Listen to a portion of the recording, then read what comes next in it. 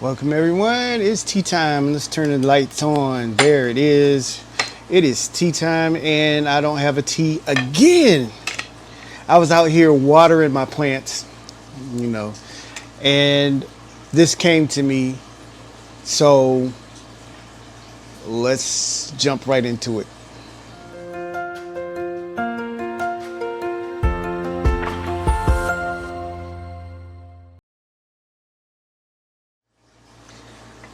All right. So as I was saying, it's tea time and we're just going to think some things out. And this came to me as I was watering my plants. A story just, God just dropped it. Hey, talk about this. And I don't know if you know me for a while. I'm always, one of my favorite scriptures is Romans 8:28, and it keeps me going that even though my bad times are for my good, and even though my, even through my good times, it's for my good, and he's setting all these things up for his glory. So as I was sitting in my thinking chair, thinking about the things I think about, I was watering my plants outside. This came to me, and I wish I had something to drink.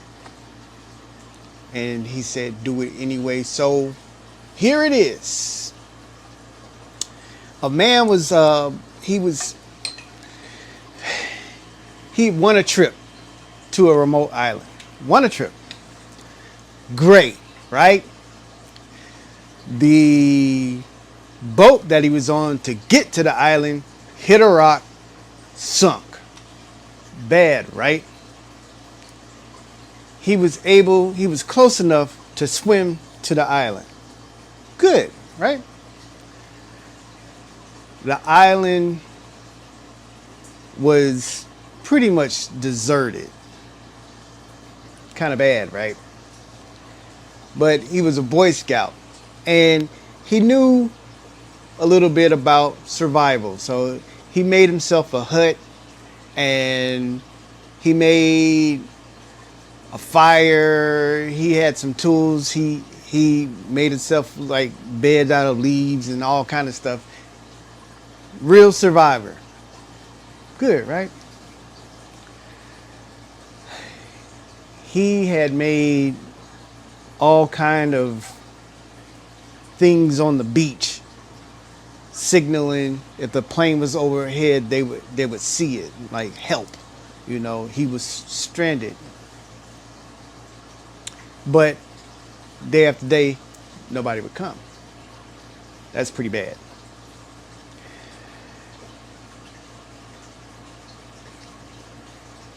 He made a fire on a cold night close to his hut.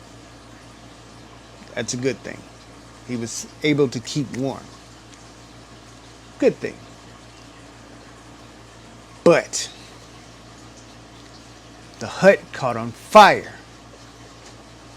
That's a bad thing. In shock and disbelief, throughout this whole process, he had been praying, God help me. God help me get through this. Help me make this, build my testimony. Hut caught on fire. He lost pretty much all hope. Everything that he had been working on for all that time that he was there, he pretty much lost it. And when he got up the next day, or not the next day, well, that happened in the morning. Early in the morning, the hut caught on fire. He lost everything, all the stuff that he'd been working on. And later on that day, a ship came, Coast Guard came by and picked him up. That's a good thing. And he was like, how in the world did y'all find me in the middle of nowhere? And it's like, we saw the smoke signal.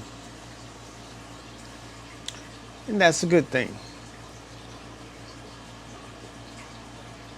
All things, this is Romans 8:28 again, all things work together for your good. Okay?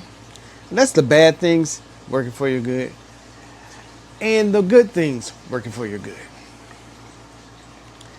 How many times do we ask God for things and something bad happens? To be honest with you, I don't know which ones are which. It's all working in his hands, all working for our good. But sometimes God just allows things to happen. And as he allows things to happen, good or bad, greater things are happening in the background, coming up next. So, you know,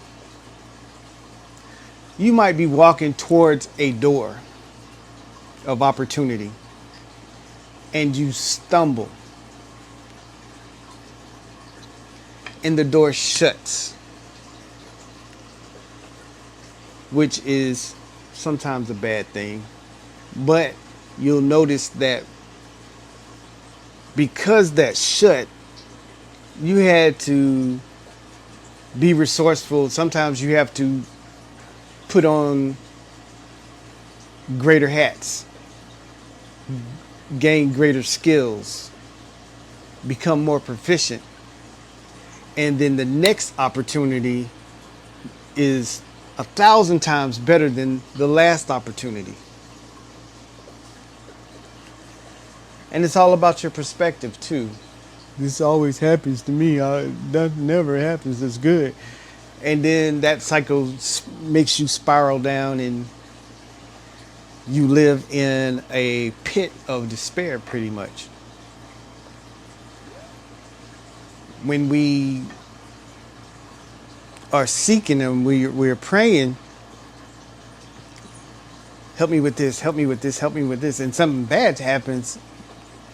You have to stand on those scriptures. Like I have to stand on those and remind myself in the middle of these things that are happening, something is good happening on the backside of this. And I have to go through here to get to there. It's interesting. Children of Israel, they circled around, I think Mount Sinai. They would circle around it over and over and over again. And it ended up a 2-week journey took 40 years. Where they should have said boop, boop. Like that. They did this for 40 years. And after the 40 years, after a whole generation died, or two, hey, it's time to go. All right, here, made it.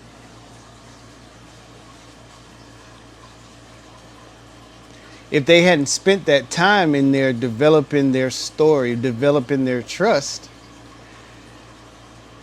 then you'll notice generation after generation, because everything is so good and so good and so good and so good, that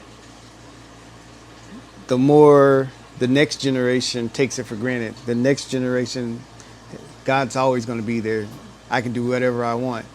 Then a few generations down, it's like God doesn't exist.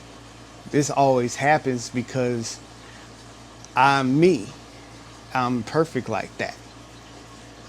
And we don't understand, hey, this is all his hand working for our good.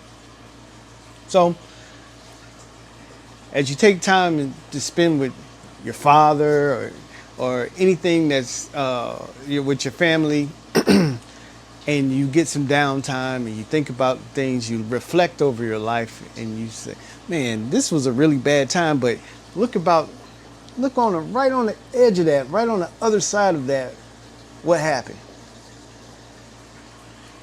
I had a car accident, but man, I love this brand new car that I got. Something, all kind of things happen. And be thankful for it. One thing we do, we sit and reflect. God, you brought me from a mighty long way. But we don't appreciate it.